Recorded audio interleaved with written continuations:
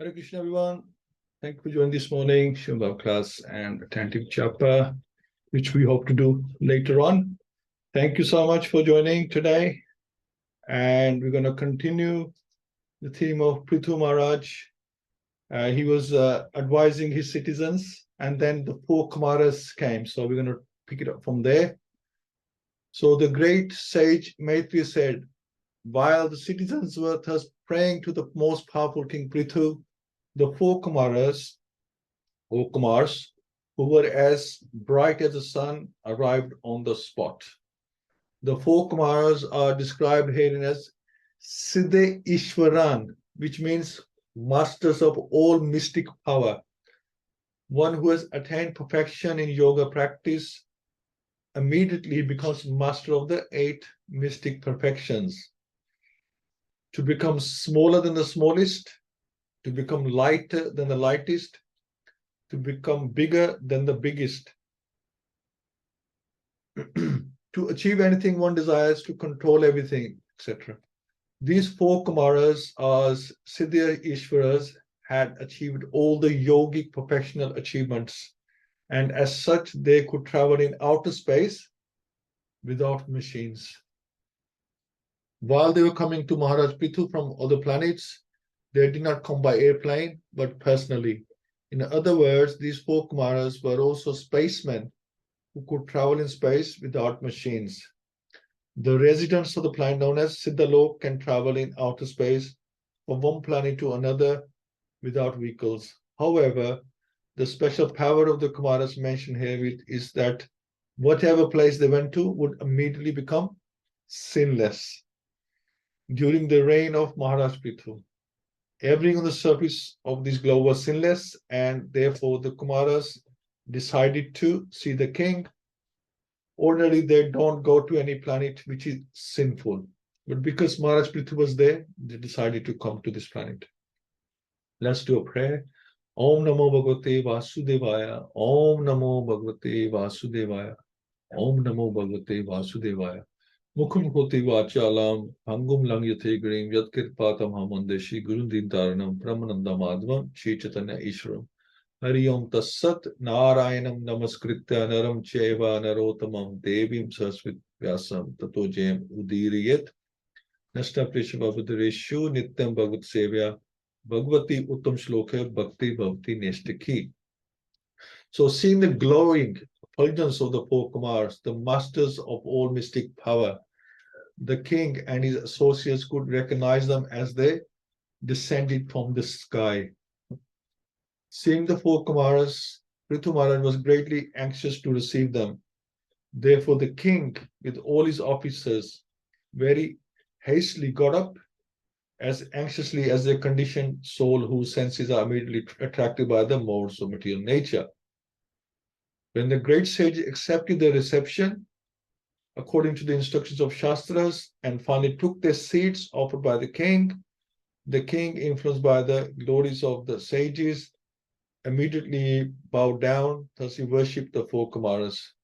So he says here, great sage accepted the reception according to the instructions of Shastras.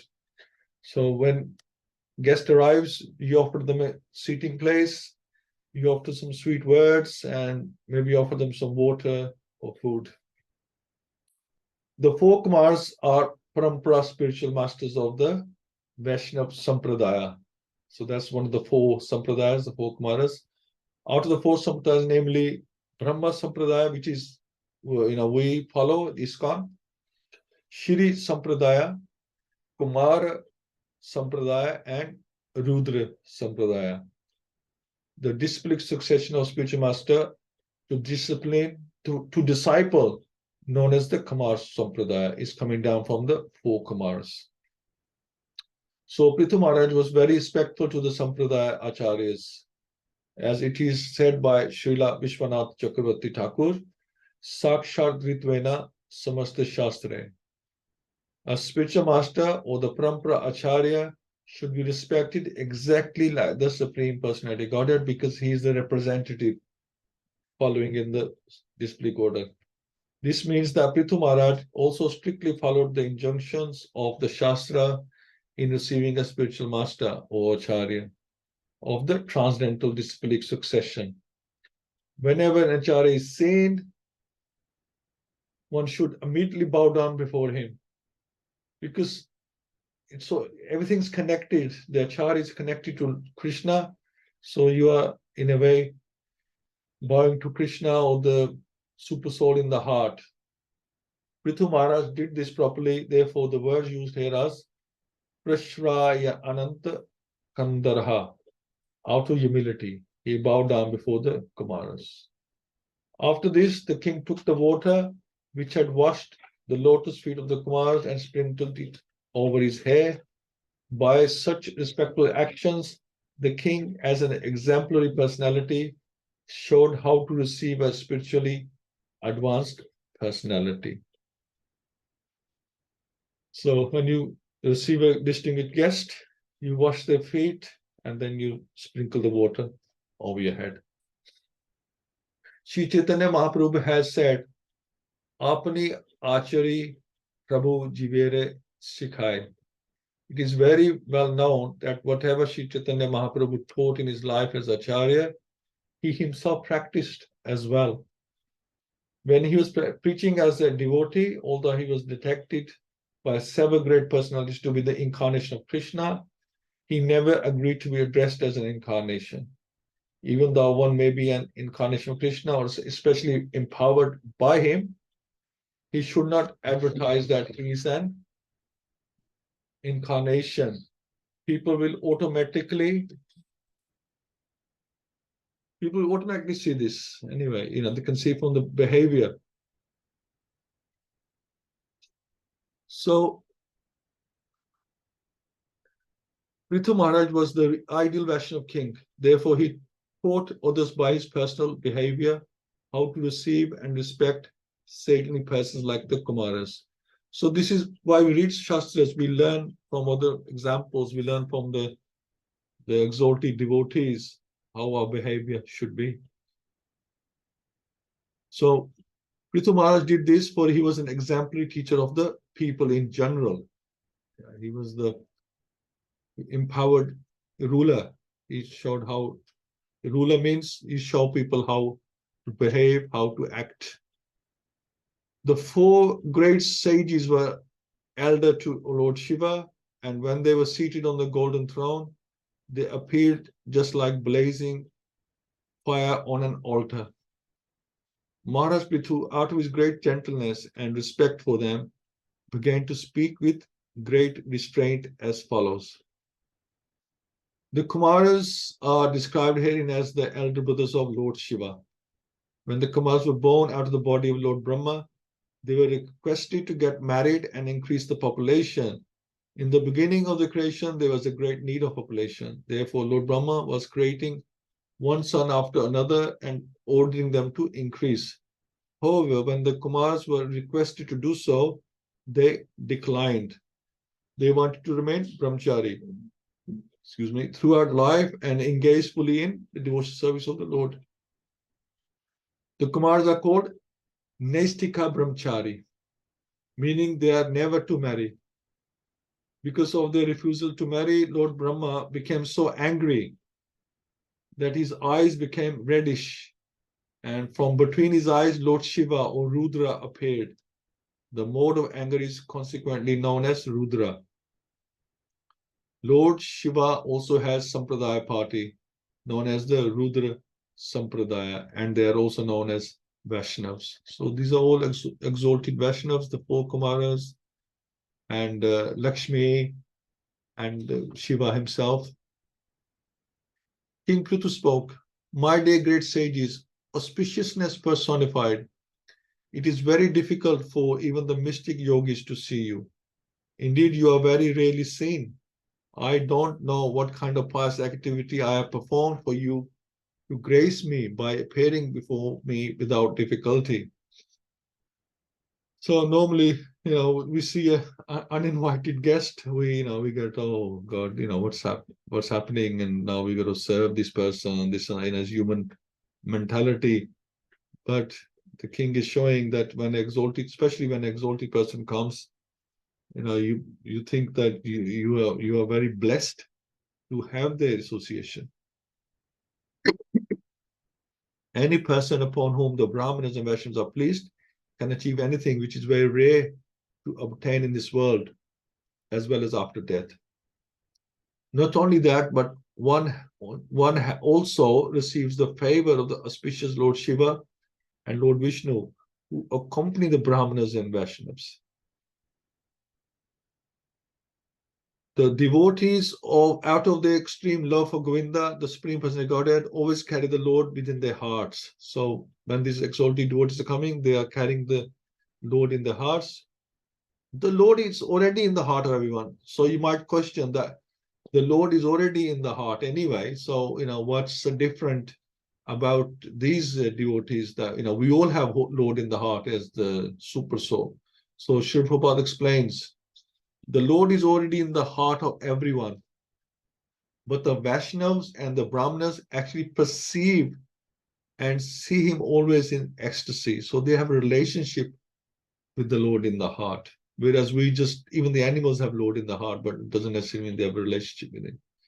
Therefore, Brahmanas and Vaishnavas are carriers of Vishnu. Wherever they go, Lord Vishnu, Lord Shiva, or the devotees of Lord Vishnu are all carried. The 4 Kumāras are Brahmanas, and they visited the place of Maharaj Pṛthu. Naturally, Lord Vishnu and his devotees were also present. And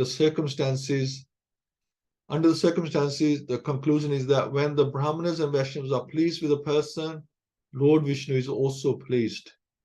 This is confirmed by Srila Vishwanath Chakravarti Thakur in his 8 stanzas on the spiritual master, Yasya Prasada, Bhagavad Prasada. By pleasing the spiritual master, who is both Brahmana and Vaishnava, one pleases the Supreme Personality of Godhead. If the Supreme Personality of Godhead is pleased, then one has nothing more to achieve, either in this world or after death. So Pṛthu Mahārāja continued, although you are traveling in all planetary systems, people cannot know you just as they cannot know the Super Soul, although he is within everyone's heart as the witness of everything. Even Lord Brahma and Lord Shiva cannot understand the Super Soul. So in the beginning of the Srimad Bhagavatam, it is said, Muhyanti Yat Surya, great demigods like Lord Brahma, Lord Shiva, Indra, and Chandra are sometimes bewildered, trying to understand the Supreme Personality of Godhead. It is so happened that when Krishna was present on this planet, Lord Brahma and King Indra also mistook him. And what to speak of on this planet, Lord Brahma and the King Indra mistook him, and what to speak of great yogis or gyanis who conclude that the absolute truth, the personality of Godhead, is impersonal. In the same way, great personalities and Vaishnavas like the 4 Kumāras are also invisible to ordinary persons, although they are traveling all over the universe in different planetary systems. So when Sanatana Goswami went to see Lord Chaitanya Mahaprabhu, he could not be recognized by Chandrasekhar Acharya. The conclusion is that the Supreme Personality of Godhead is situated in everyone's heart, and his pure devotees, the Vaishnavas, are also traveling all over the world. But those who are under the modes of material nature cannot understand the form of Supreme Personality of Godhead, the source of this cosmic manifestation, or the Vaishnavas. It is said, therefore, that one cannot see the Supreme Personality of Godhead or Vaishnava with his material eyes. One has to purify the senses and engage in the service of the Lord. Then gradually one can realize who is the Supreme Personality of Godhead and who is a Vaishnava.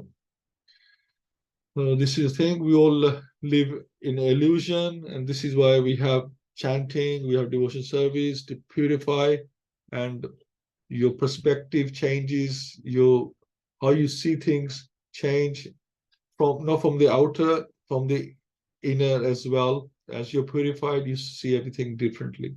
Even the dhams, you see them differently when more and more you get purified. A person who is not very rich and is attached to family life becomes highly glorified when saintly persons are present in his home. The master and servants who are engaged in offering the exotic visitors water, a sitting place, and paraphernalia for reception are glorified, and the home itself is also glorified. So the fact is that every householder, regardless of his position or economic condition, can at least receive saintly guests with great devotion and offer them drinking water. For drinking water is always available. In India, the custom is that even an ordinary person is offered a glass of water. He suddenly visits and one cannot offer him foodstuff. If there is no water, then one can offer a sitting place, even if it is on a straw mat. And if one has no straw mat, he can immediately cleanse the ground and ask the guest to sit there. Supposing that a householder cannot even do that, then with folded hands, he can simply receive the guest saying, welcome. And if he cannot do that, then he should feel very sorry for his poor condition and shed tears and simply offer obeisances with his whole family, wife, and children. In this way, he can satisfy any guest, even if the guest is a saintly person or a king. So the guest sees your intention with which you are welcoming him or her, and they can see your circumstances, but they can see that you did your best under the circumstances, and that way the guest is satisfied. At least an exalted guest will be satisfied. Maybe our ordinary guest might not be satisfied. They might have high expectations, not realizing your situation, but that's the rule. On the contrary, even though full of all opulence and material prosperity, any householder's house where the devotees of Lord are never allowed to come in, and where there is no water for washing their feet, is to be considered a tree in which all venomous serpents live. So very strongly suggested there. Maharaj Pṛthu offered his welcome to the four Kumāras, addressing them as the best of the Brahmanas. He welcomed them, saying, from the beginning of your birth, you strictly observed the vows of celibacy. And although you are experiencing the path of liberation, you are keeping yourselves just like small children. The specific importance of the Kumāras is that they were brahmacharis, living the life of celibacy from birth. They kept themselves as small children, about 4 or 5 years old, because by growing into youth, one's senses sometimes become disturbed and celibacy becomes difficult. The Kumāras therefore purposefully remain children, because in a child's life, the senses are never disturbed by sex life. This is the significance of the life of the Kumāras. And as such, Maharaj Pṛthu addressed them as the best of the Brahmins. Not only were the Kumāras born of the best of the Brahmins, but which is Lord Brahma, of course, but they were addressed herein as Dvija Shrestha, the best of Brahmins. On account of their being Vaishnavas also, as we have already explained, they have their Sampradaya, and even to date, the Sampradaya is being maintained and is known as the Nimbarka Sampradaya. So the four Kumāras are known as the Nimbarka Sampradaya. Out of the four Sampradayas, the Vaishnavacharya, the Nimbarka Sampradaya is one. Maharaj Pṛthu specifically appreciated the position of the Kumāras because they maintained the Brahmacharya vow from the very beginning of birth. Maharaj Pṛthu, however, expressed his great appreciation of Vaishnavism by addressing the Kumāras as Vaishnav Shrestha. In other words, everyone should offer respect to Vaishnav without considering his source of birth. Vaishnav Jati Buddhi. No one should consider Vaishnav in terms of birth. The Vaishnav is always the best of the Brahmanas, and as such, one should offer all respect to Vaishnav, not only as a Brahman, but as the best of the Brahmans. So we were talking about the Brahmanas and the Vaishnavas last time. So this time again, this time by example, the Brahmanas and the Vaishnavas came. Maharaj Pṛthu was explaining to his citizens about the Vaishnavas and Brahmins, how exalted they are. And now the four Kumāras actually appeared, and Maharaj Pṛthu, he showed how to welcome these exalted guests, and we should, to our best of our ability, show them respect and welcome them nicely. And there's a lot of compliment giving to the four Kumāras, because they're on a higher platform from the beginning. So it's very nice. So I'd like to thank you all for joining. Hina Mataji, Ishani Mataji, Madhav Shamsundar Prabhu, Partha Prabhu, Praveen Mataji, Sarveshya Mataji. Thank you so much. So please add your realizations and what you understand from this reading today. I would love to discuss, and we'll start from the top of the list. Hina Mataji, Hare Krishna. Hare Krishna, Prabhu. Thank you so much for the reading. Can you hear me okay? Fine, Mataji. Yeah, brilliant. Okay, thank you. Please accept my humble obeisances. All glories to Prabhupada. Yeah, a really nice reading. Thank you so much, Prabhu. So with the arrival of the four Kumaras, you started off and on the verse, and it explained how wherever they go, the places that they go to become sinless, and it kind of made me remember, also kind of link to another common thing that I've heard, that similar to the places where there's Harinam, those places also become purified. Those places become holy places themselves. So it's it just kind of reminded me of that it's everything associated with the glories, and where the devotees are, and where the glories of the Lord are sung, then those places also become also very very holy.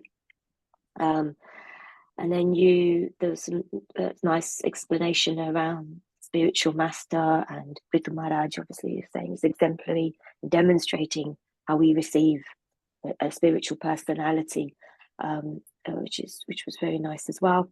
And it kind of also made me think about how fortunate those who have the association of great personalities, and how fortunate we are as well to have found this path, because it's given us that exposure to so many wonderful personalities in this day and age, with so many senior exalted devotees, and our gurus as well. So, and how fortunate we are on that basis.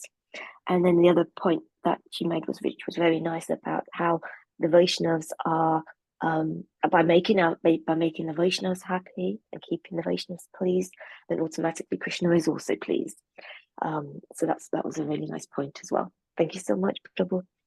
Thank you so much, Mataji. Yes, excellent. I'm just thinking that this is the thing with the holy name, because the exalted devotees mentioned that they prefer to go to sinless place, but then how exalted is the holy name that actually purifies all places. This is the Vaishnavas and Brahmanas are great, and it's great to have the association and become purified with the association. But the Maha Mantra that we are given, it will travel anywhere, especially to places of sin, and it can purify every place. So we can appreciate the Maha Mantra even more, because there's an etiquette for everything else, but for Maha Mantra there's no rules. Anytime, any place, anywhere you can take it. Thank you so much. Okay, Partha Prabhu, Hare Krishna. Hare Krishna, Prabhuji. Dandavat Pranam. I know nothing to add, but what you read is so nice, and the points mentioned by Hina Mataji are so nice. So why do you think they wash their feet, Prabhu, and then sprinkle the water on the head?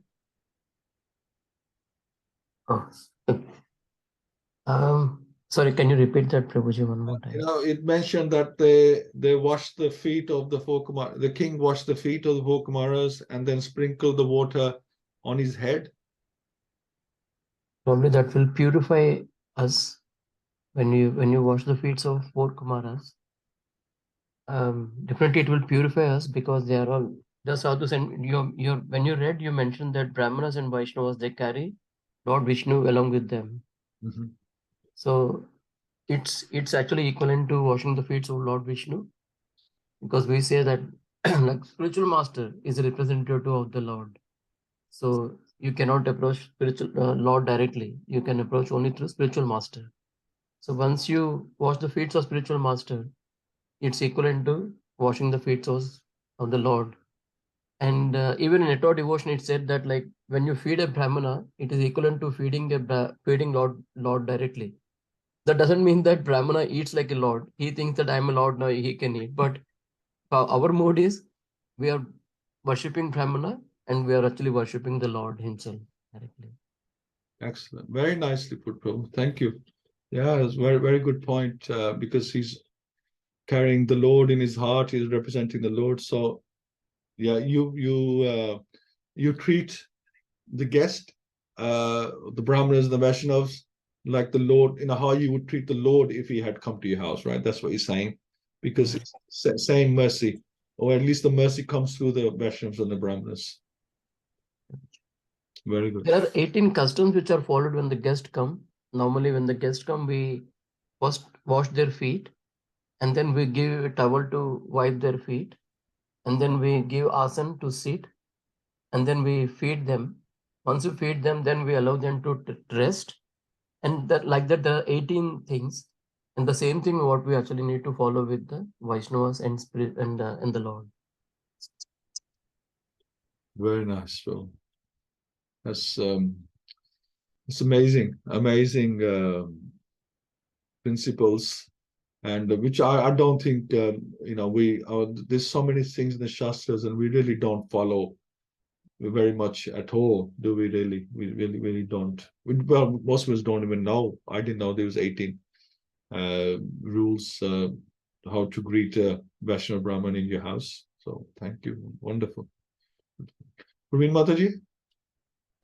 Hare Krishna, Prabhuji, Danvat Pranam to everyone. Yes, very nice. So that's what I was thinking, the importance of the Shastras to learn the etiquettes, how we welcome Vaishnavas and how we deal with people. But like we are all like grown up in India or other countries, but we learned like a little bit of these etiquettes, what we do when the guests come to your house. But now everything is lost.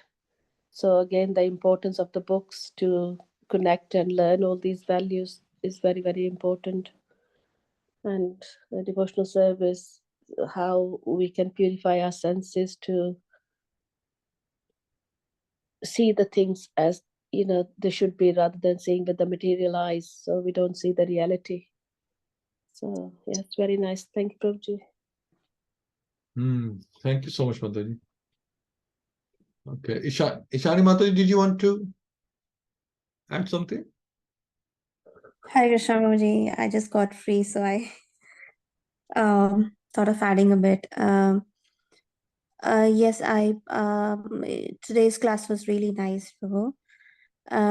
There's a book called Vaishnav Etiquettes in which all of these things have been mentioned. Like we proceed with our arti, we first offer incense, and then the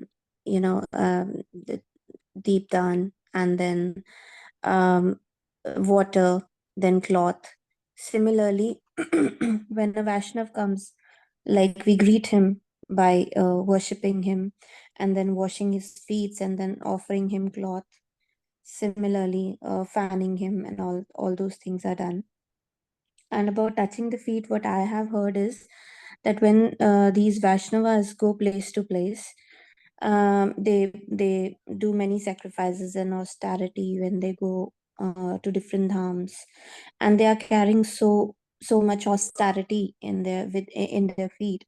So that's why when some elder person come, basically when some Vaishnava or some sadhu sage comes, we touch his feet. This means that the positivity comes to us as well when he blesses us when we touch his feet. Therefore, we have seen that many sadhus and many of the Brahmins don't allow karmic people to touch their feet very often, because when we touch their feet, their austerities come to us. So that is what is believed, as far as I'm aware. So it is that is why Raja Maharaj Pṛthu as well washed the feet of Kumāras and sprinkled water, because it was carrying so much of austerity.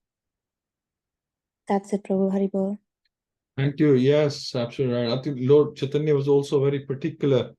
He did not let people touch his feet as well. Yeah, you're absolutely right. Okay. And then you find other sects, religions, they're very happy for for they have people touching their feet. There's so many YouTube videos, and everybody touching their feet one by one. Like queues of people coming and touching their feet. I don't know. This is the danger when you don't follow shastras. Then you just make up your own systems, for doing things. Thank you, Hari. Hare Krishna, Sveshwadaji. Hare Krishna. Very nice class, very interesting about Pṛthu Mahārāja, and the comments made very nice. And I'd just like to say, Maharaj Pṛthu was a pure Vaishnava, and he was welcoming Kumāras to his house. He was blessed and by them. And apart from belonging to 4 sampradayas, the Kumāras are one of the 12 Mahājanas as well. And they've got Mahajanas like Shiva, Brahma, Narada, Kumara, Yamraj, Manu, Bali, Prahlad, and he's one of them. And they've got the authority to be spiritual master and teach about the Supreme Personality of Godhead. Before Kumāras were Vaishnavas, they were Gyanis, and when they went to the Vaikuntha, and sing Jai Vijay and then smell the tulsi leaf. So since then they become pure Vaishnavas. And about the sannyasis, Chaitanya Mahaprabhu taught how to respect the sannyasis. In Chaitanya Prabhu's problem in the early life, that people did not respect him so much. So he thought he'll take sannyas, and then that's why people gonna respect him. And when a sannyasi, we've been said by devotees that he should give sitting place, water, and if he can't do them, then talk them too nicely. And by pleasing spiritual master, when you see spiritual master, and pleasing spiritual master of Vaishnavas, one pleases the Supreme Personality of God, because Vaishnavas and Brahmanas are very dear to Supreme Personality of God. So when you pay respect to them, the Krishna gets very delighted as well. And then Vaishnava Aparad is a very serious Aparad. It's like a mad elephant. And when you offend Vaishnavas, that means you lose all spiritual qualities. That's a fall down by not respecting Vaishnavas. So we have to be very careful in life not to be envy of Vaishnavas. And if their Vaishnavas are very advanced, we should respect them and try to learn from them. So from the Vaishnavas and sannyasis. And that part. Thank you very much. Thank you so much. Hare Krishna, everyone. I just wanted to add that I was reading that Prabhupada said that when you envy someone, you actually want to get their qualities. That's the reason you envy them. So Prabhupada said the best remedy to that is to respect them so that their good qualities will come to you. So Prabhupada has given solution for everything to us. And we are so lucky. I was thinking during the class that we are born during that time of the Kali Yuga when the Shastras are revealed to us, when we have got access to them, when we have got access to the Gurus, and not only just access to the Gurus, but we have got the access to media, Shastras right in our hands. We don't even have to open a book. We can just access them anywhere, listen to them, hear them. So So I think we are so lucky. We should make most of this life which we are going through and get closer to the holy name. Hare Krishna. Sure. Thank you so much. Absolutely. We can read Shastras. We got Bhagavad-Gita and the Srimad Bhagavatam especially is recommended that we read again and again. But then alongside that, we build qualities within ourselves, and then only then that knowledge is revealed to us. Because it's Bhagavad-Gita and Srimad Bhagavatam is revealed knowledge. If you just read it as information, then it's not going to benefit us. We have to build the qualities in the heart. We have to purify the heart, and then the knowledge will enter the heart. That's where it should be, not just enter our brain or our memory, because that won't benefit us. It has to enter the heart, from the ear or by reading.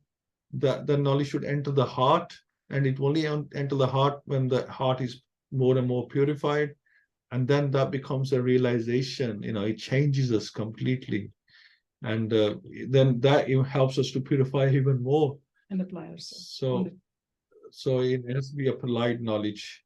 That's the idea. Thank you so much. Let's do a couple of rounds today. Srishi Mataji, if you'd like to do the first round.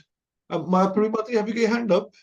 Yes, sorry, Prabhuji. Just a quick question. So what is the right etiquette? So when we see Guru Maharaj that they come, so is it right to touch their feet, or we are like taking their piety then? Because I can speak for myself because I am fallen, and but we want to pay respects. And so what is the right thing to do then? Because we don't want to just stand and not pay respect. No, but we always bow down. We put a head to the ground, don't we? So we bow down to keep a distance. From the distance. We bow. Okay. So we should not touch the feet then. Yeah, it shouldn't really touch the feet. No, we can help it. We have to protect the sannyasi. Especially the females. Not really, because they're sannyasis, right? Brahmacharis. Yes. There shouldn't be. Yeah, because that's what I think. Because Chaitanya Mahaprabhu they didn't let ladies come close to them. So should we stay at the back and follow, because we are following Chaitanya Mahaprabhu's movement. So I mean, although the rules have been a lot relaxed since Lord Chaitanya's, because we are preaching movement, then how will they preach to the Matajis, if they don't associate? So a lot more association is allowed now, so we can preach to everyone. And they're allowed to associate. Even many sannyasis have female disciples who serve them constantly. But there has to be some etiquette and distance between the disciple and the guru, especially if it's a female. You can serve the sannyasi, which will do. If we have any sannyasi coming to our ISKCON Birmingham, the Mataji they will cook for them and serve them. But obviously there's Maryada has to be. Yeah, usually the Prabhus serve, Matajis will cook and Prabhus will serve them. And we have to protect them and we have to protect ourselves. Because I think the Matajis are not supposed to touch the feet of sannyasis. They should down. Nobody should actually, not even Prabhus. They should just. And they say when somebody comes and touch your feet, you're gonna take their karma. So that's why people don't like anybody to come and touch your feet. When they touch your feet, you should just fold your arm and just bow down to them. Absolutely right, Mother. That's right. This is what Lord Chaitanya didn't let, especially sinners. They consider sinners trying to touch his feet. Keep away, because they give their karma. If somebody, I think what it is, they take your karma and they give you the good karma. They get bad bargain. They get a swap that is probably not beneficial to you if you are a pious person, and the sinner is touching your feet. That's the understanding. Anyway, yeah, but I was just thinking, in our culture, in the families or in the wider extended families or friends, not nowadays, but previously we've seen in India that children touch their parents' feet, the elders' feet. So doesn't that happen in that case as well, that you take their good sukriti and you give your bad karma to your parents or the elders?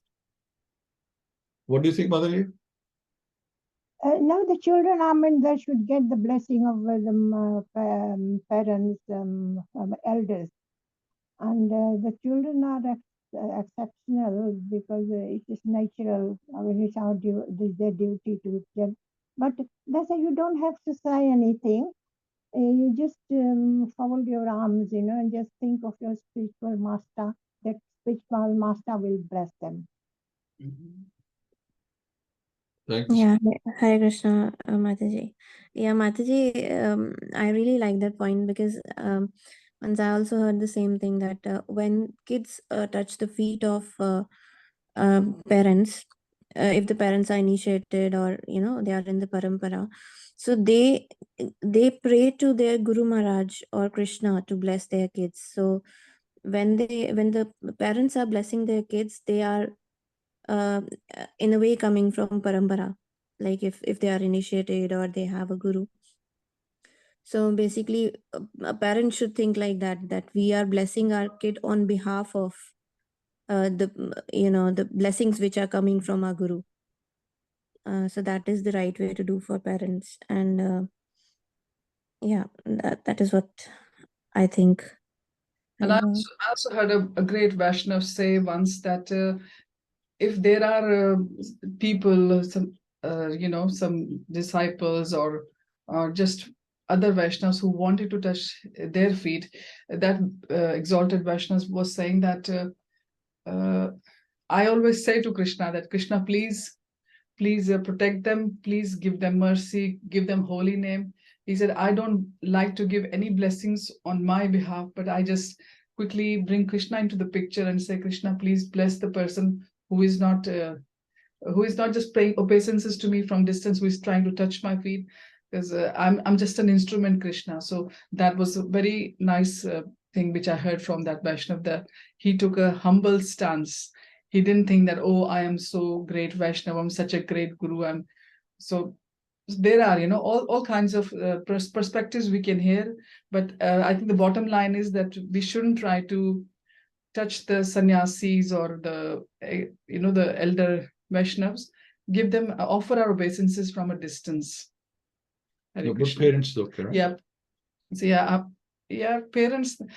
Didn't we read in Srimad Bhagavatam somewhere that until the age of 13, the parents take all the bad karma from the children. Whatever bad kids are doing, all the bad karma comes to the parents. But after 13, the kids, they start building their karma bank. Yeah, somewhere it is written 5 and somewhere 13. I'm not sure. I can't give you the exact canto. I think it's something like up to the age of 5, a child accumulates no karma. It's been a long time since I remember reading this, but up to the age of 5 doesn't accumulate any karma. I think then 5 to 13, parents get half karma, like that, and then after 13 they start building their own karma something like that. Don't know exact. So it's parents' responsibility to keep guide the children properly. Like Prabhupada says, don't have children if you don't know, if you're not going to make them Vaishnavas. Thank you so much, everyone. Let's do a couple of nice rounds, purify ourselves nicely. Sureshi Mataji, would you like to make a start? Hare Krishna. Namo Vishnu Padaya